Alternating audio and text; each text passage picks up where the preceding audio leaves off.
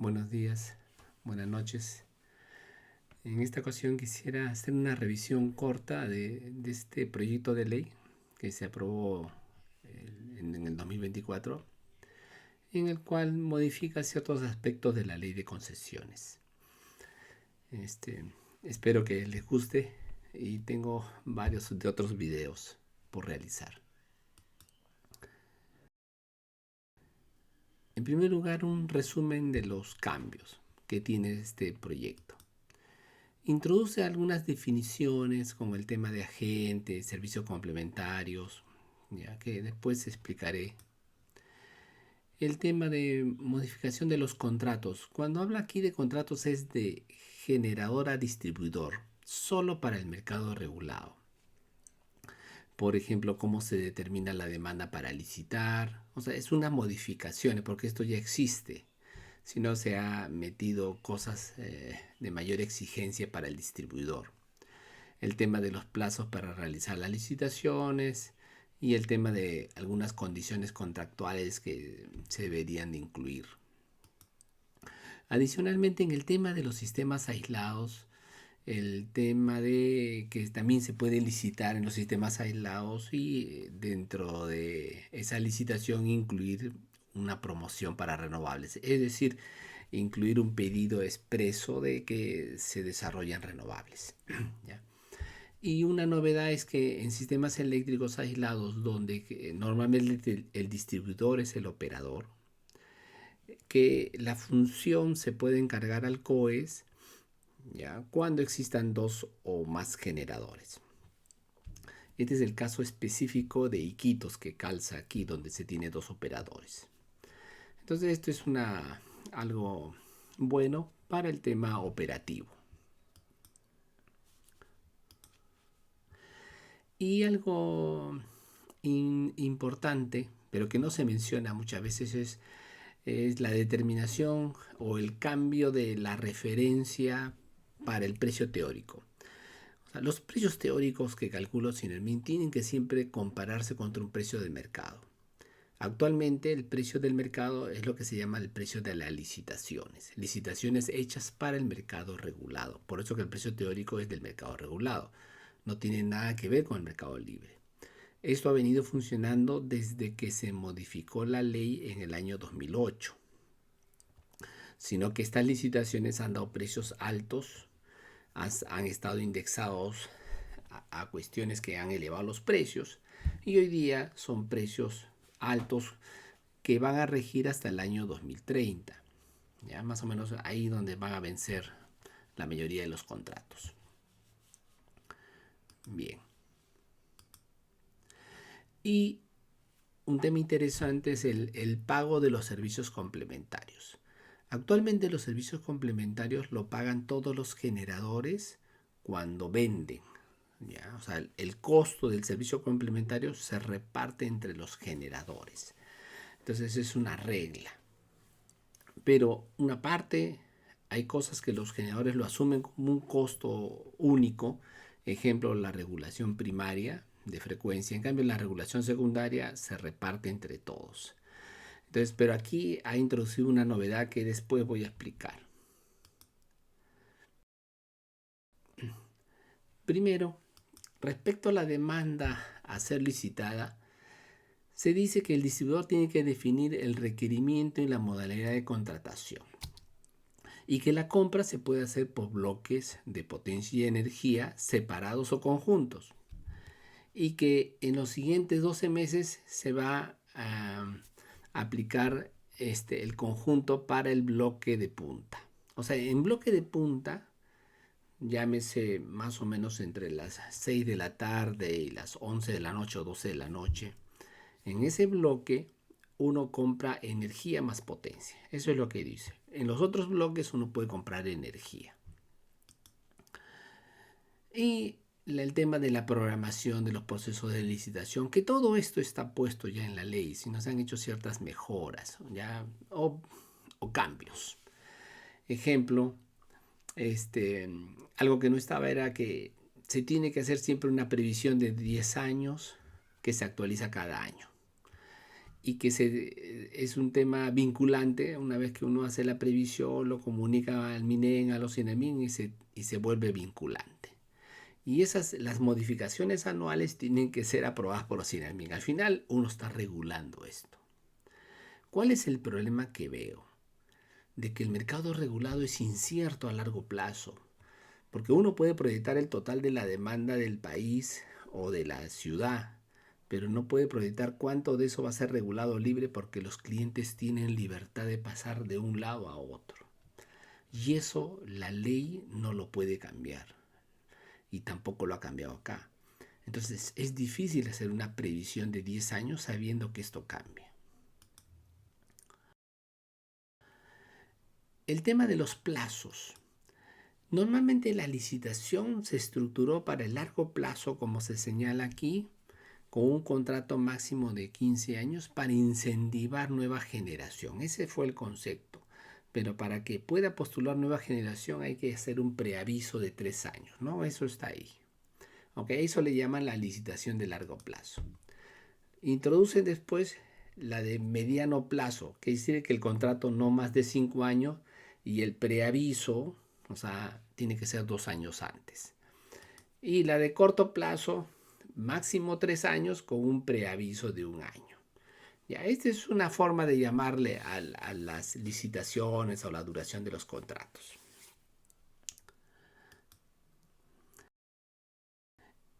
El tema que se ha comentado mucho es la compra en bloque. Como les señalaba, en el bloque de punta, el bloque de la noche, que aquí señalo de 17 a 24 horas, o sea, eso no está definido, uno compra potencia y energía. O sea, los que ofrecen energía, o sea, en este bloque tienen que ofrecer energía y potencia. Al final la potencia siempre viene del sistema, no viene del generador. Pero es un rezago que todavía tenemos el manejar la potencia. Los otros bloques, llamamos media o bloque de base, son bloques en los cuales yo compro energía.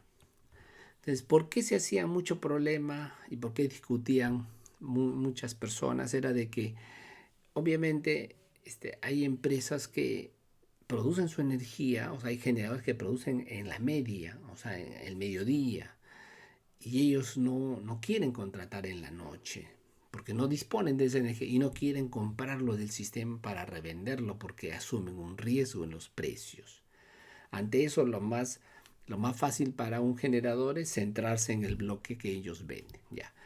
O sea, no vamos a discutir si es bueno o es malo. Al final, el cliente necesita 24 horas y el cliente al final tiene que sumar las cosas. Ya. Si eso será bueno o será malo, lo veremos a futuro. ¿Ya? Entonces, lo que se dice es se licita por separado cada bloque y luego se elige el conjunto que sumado del menor valor. Ya, eso es algo normal. Esto es solo para el mercado regulado. Acuérdense, el mercado libre puede comprar como desee. Si quiere comprar un bloque que otro bloque. ¿Se dan cuenta que es en el mercado regulado donde nos ponemos las mayores trabas? Mientras que en el mercado libre no existe ninguna de esas trabas. Yo puedo comprar un bloque a tal generador, otro a otro y hacerme hasta un mercado, una solución secundaria con una otra para poder netear las cosas. O sea, muchas cosas se pueden hacer, sino que lo que tenemos es que las restricciones son autoimpuestas. Al tener eso autoimpuesto necesitamos una ley que nos diga que sí lo podemos hacer, cuando contractualmente podemos hacer muchas cosas.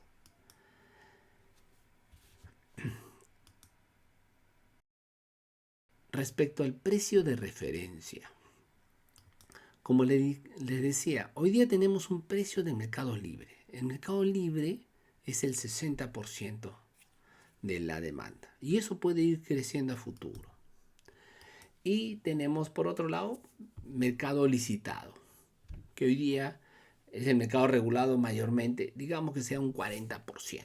Esos dos precios, precio libre y precio licitado para el regulado, son precios que Ocinermin no los ha definido, sino los ha definido el mercado. Entonces, lo que se ha introducido es sacar una media ponderada de ese precio. Por ejemplo, si el 60% es el mercado libre, se multiplica 60 por el precio libre más 40% por el precio licitado del regulado. Y eso sale una nueva referencia. Esa sería nuestra nueva referencia. ¿Para qué? Ejemplo, ¿no? O sea, si hoy día pongo más o menos los valores que están, la referencia sería como $50. Ya. ¿Referencia para qué? Para los nuevos contratos regulados bilaterales. O sea, un distribuidor cuando compra un generador lo puede hacer de forma directa, sin necesidad de hacer una licitación, siempre que no supere el precio de barra. ¿Ya? Entonces, o sea, el precio bilateral es el precio de barra. ¿Y qué tiene el precio de barra? Que el precio de barra, cuando se define cada año en la regulación de los precios de barra, no puede ser ni menor del 90% del precio de referencia, ni mayor al 110%. O sea, está en una banda entre 90 y 110% de la referencia. Hoy día los modelos dan por debajo, por eso es que el 90% es el que define al final. Entonces, lo que se tiene es que el precio teórico de Osinermin va a estar anclado por el precio de referencia. Entonces, eso va a implicar que a futuro, en los nuevos contratos bilaterales, el precio de referencia vaya a ingresar. Y eso, según dice la ley, eso aplicará en el 2026 para adelante. Solamente aplica en los nuevos contratos.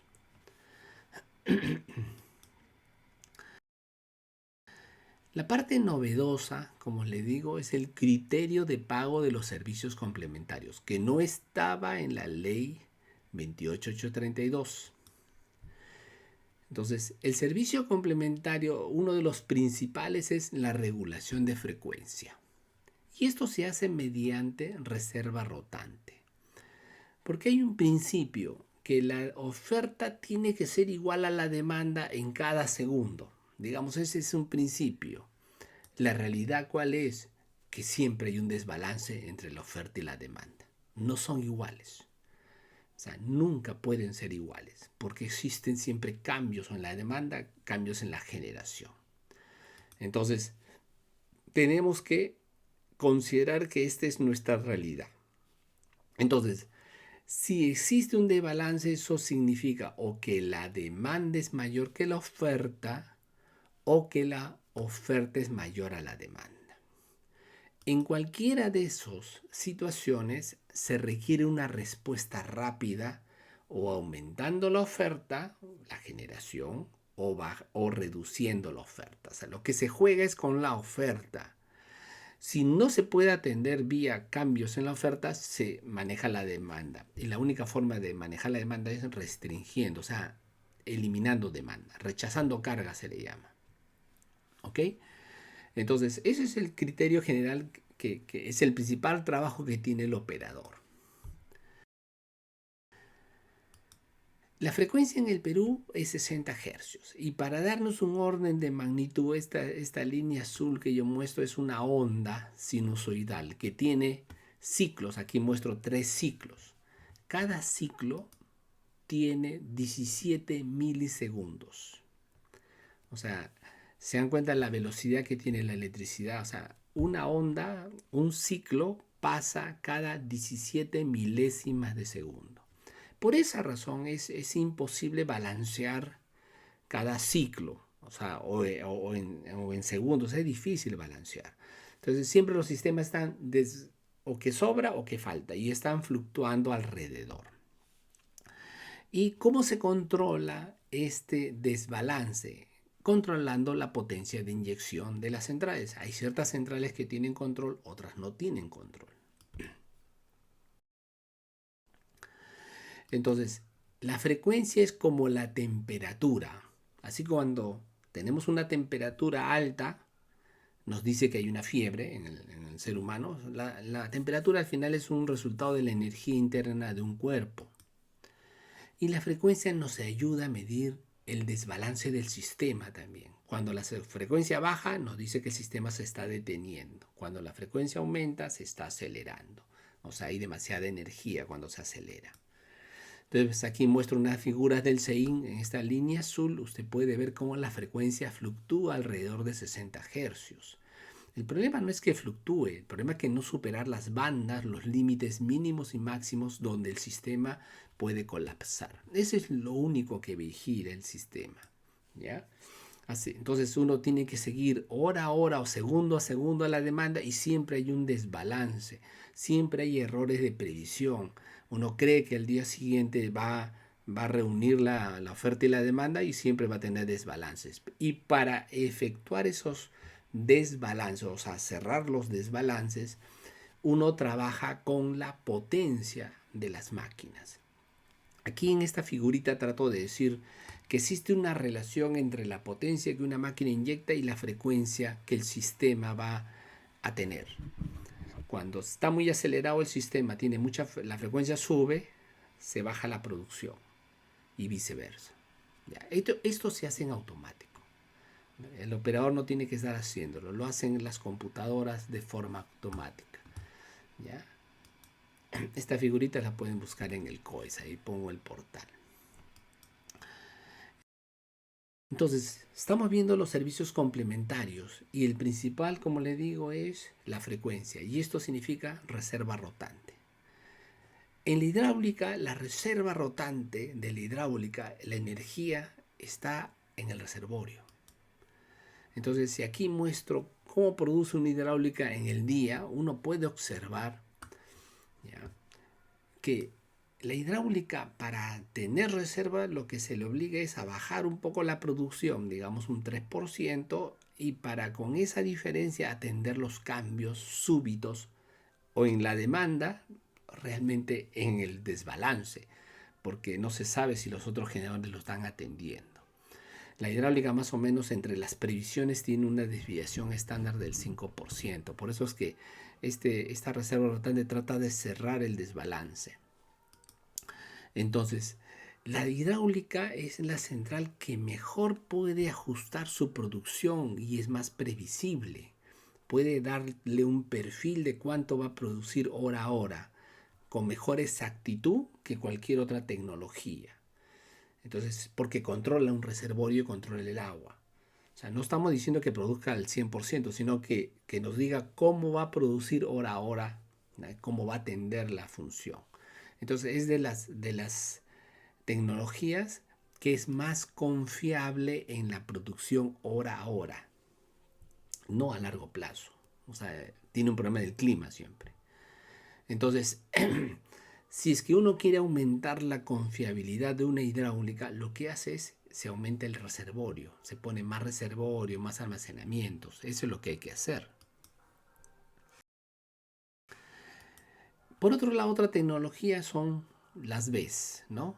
Las baterías, sistema de baterías, donde si le exigimos a una central solar que tiene esta forma de producción con una desviación estándar mayor, que pueda atender, digamos, sus variaciones propias que tiene la producción horaria, esa central para poder atender necesita una BES, necesita una batería horaria.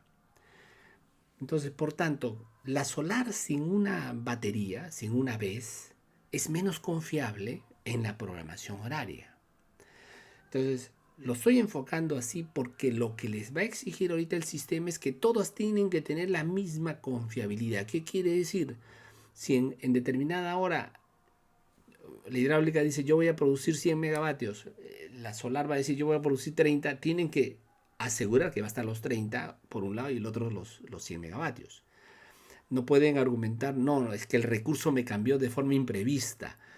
No, para ese cambio imprevisto, el sistema responde colocando energía rotante de otro lado y ese costo lo va a tener que pagar el que generó la imprevisión. ¿Se dan cuenta? Ese es el concepto que se viene. Entonces, ¿a quién va a castigar más esta nueva metodología?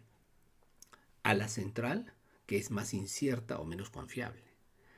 Entonces, y normalmente estas centrales que dependen de un recurso como natural, que no tiene control, van a tener problemas. Pero hay soluciones. Las soluciones son las BESS, las baterías. Lo mismo le pasa a la eólica. La eólica es mucho más inestable que la solar. O sea, tiene una desviación estándar mucho mayor según la estadística. Entonces, una falta de energía o de potencia de una central en determinada hora tiene que ser cubierta por la central. Si la central no lo cubre, lo va a cubrir el sistema y le va a pasar el costo. Eso es lo que está diciendo hoy día la nueva regulación.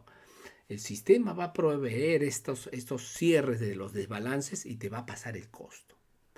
No como actualmente se hace, que ese costo de los desbalances se lo reparten entre todos los generadores en proporción a la energía que todos venden. Entonces como que se diluía un costo de su responsabilidad. Hoy día lo que se ha hecho es asignar el costo.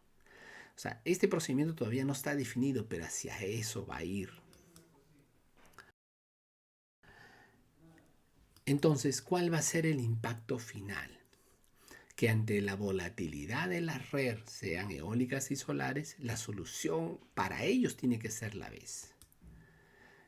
Hoy existen las hidráulicas y térmicas que tienen BESS para atender esta reserva rotante, porque para ellos es más eficiente la BESS, es más económico y les libera energía y para el sistema es mejor también. Entonces la novedad de la norma es que los costos de la reserva rotante se reparten entre los que causan el desbalance y esto puede perjudicar a la red si es que ellos no toman una solución. Y como he señalado, la mejor solución para la red eólicas y solares es la BESS. Espero que les haya gustado este resumen. Me he focalizado en lo más interesante. Muchas gracias.